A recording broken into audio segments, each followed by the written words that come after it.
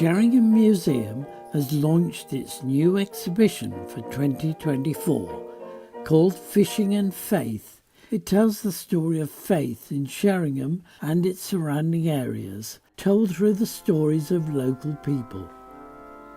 The museum has produced a video that acts as an introduction. It's presented by Vari Campbell.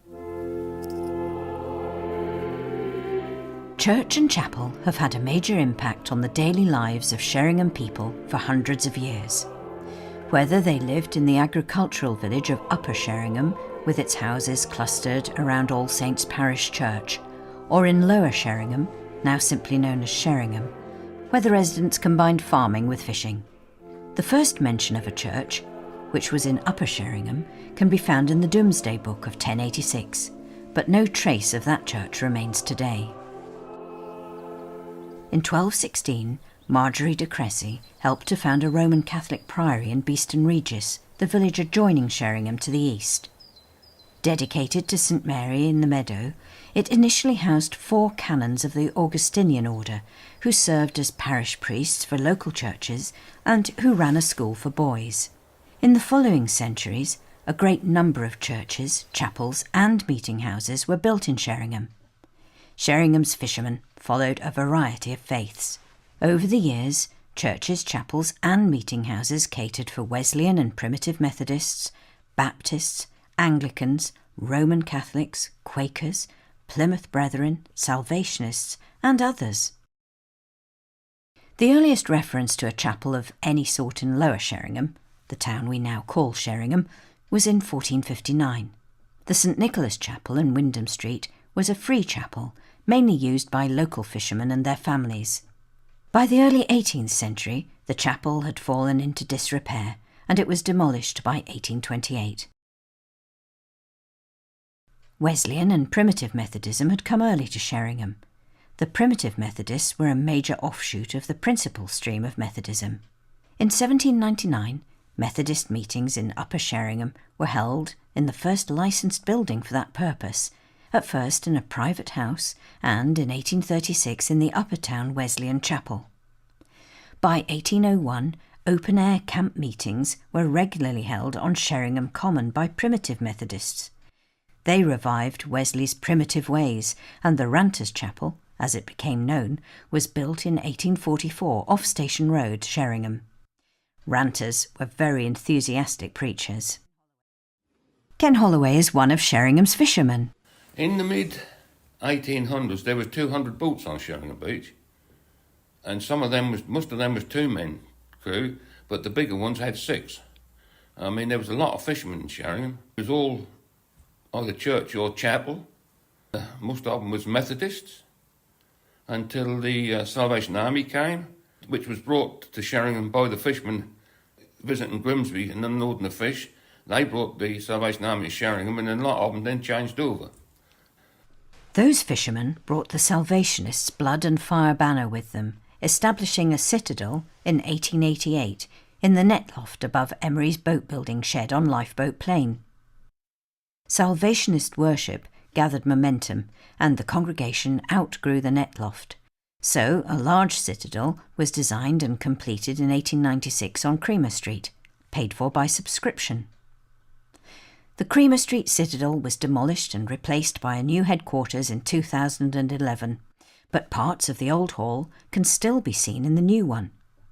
One of the stained glass porthole windows from the original building has been used as a decorative light catcher in the entrance hall, and the main cross on the wall is made from the former mercy seat or altar. The Upchers were a wealthy and generous local family who took their responsibilities for the local community seriously. In addition to supporting the building of a lifeboat, they funded an Anglican chapel of ease for the convenience of Sheringham folk in 1842. A few years later, the chapel was enlarged to allow for the seating of about 500 people.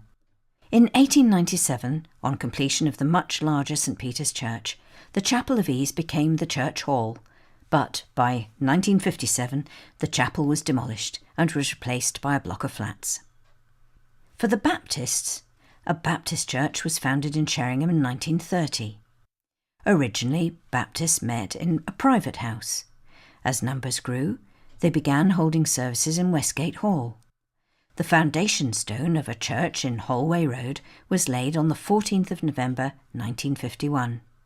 The Baptist church was opened and dedicated on the 9th of April 1952, and the final service was held there on the 1st of September 2013.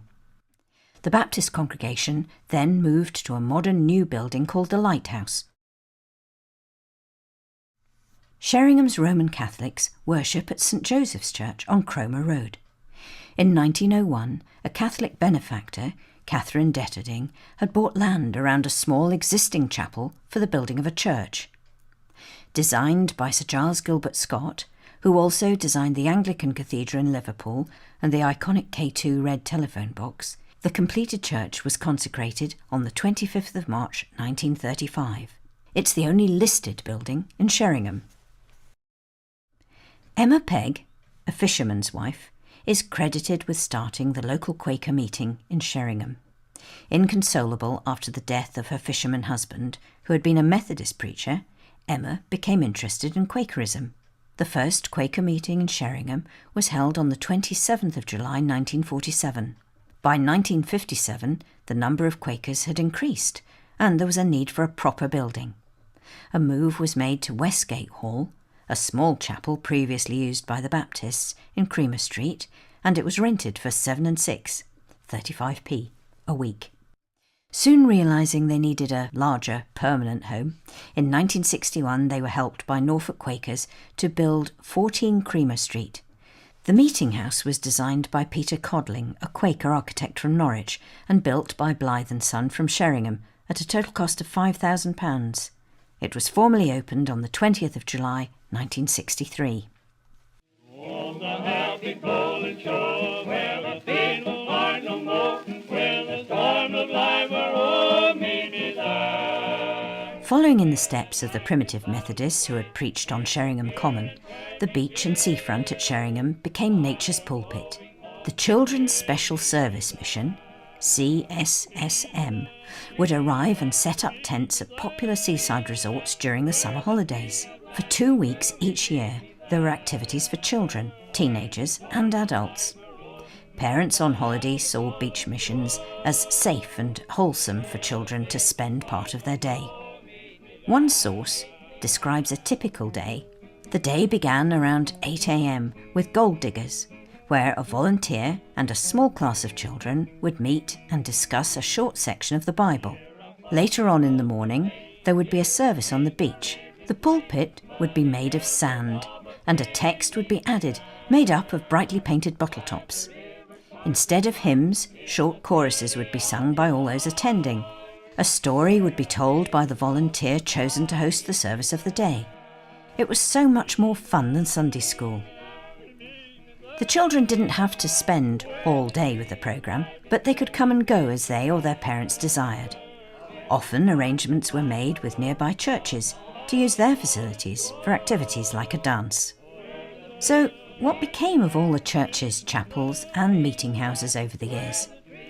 Some are now holiday lets, some were demolished, but new ones continue to be built, and the churches and chapels are still very active in the community today.